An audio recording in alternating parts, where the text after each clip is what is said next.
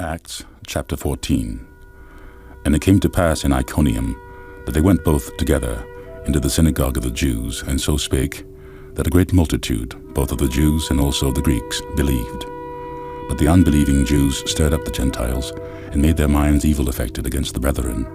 Long time therefore abode they, speaking boldly in the Lord, which gave testimony unto the Lord of his grace, and granted signs and wonders to be done by their hands. But the multitude of the city was divided, and part held with the Jews, and part with the apostles.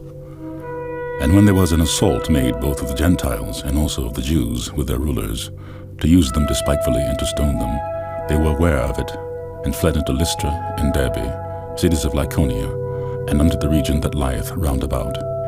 And then they preached the gospel.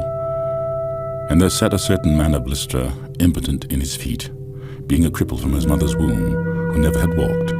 The same heard Paul speak, who steadfastly beholding him, and perceiving that he had faith to be healed, said with a loud voice, Stand upright on thy feet. And he leaped and walked. And when the people saw what Paul had done, they lifted up their voices, saying in the speech of Lycaonia, The gods are come down to us in the likeness of men. And they called Barnabas Jupiter, and Paul Mercurius, because he was the chief speaker.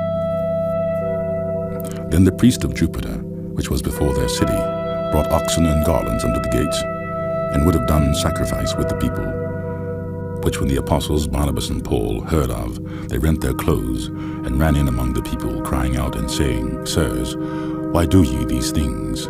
We also are men of like passions with you, and preach unto you that ye should turn from these vanities unto the living God, which made heaven and earth and the sea, and all things that are therein, who in times past suffered all nations to walk in their own ways. Nevertheless he left not himself without witness, in that he did good, and gave us rain from heaven, and fruitful seasons, filling our hearts with food and gladness. And with these sayings scarce restrained they the people, that they had not done sacrifice unto them. And there came thither certain Jews from Antioch and Iconium, who persuaded the people, and having stoned Paul, drew him out of the city, supposing he had been dead. Howbeit, as the disciples stood round about him, he rose up and came into the city, and the next day he departed with Barnabas to Derbe. And when they had preached the gospel in that city, and had taught many, they returned again to Lystra and Iconium and Antioch, confirming the souls of the disciples, and exhorting them to continue in the faith, and that we must through much tribulation enter into the kingdom of God. And when they had ordained them elders in every church, and had prayed with fasting, they commended them to the Lord, on whom they believed. And after they had passed throughout Pisidia, they came to Pamphylia.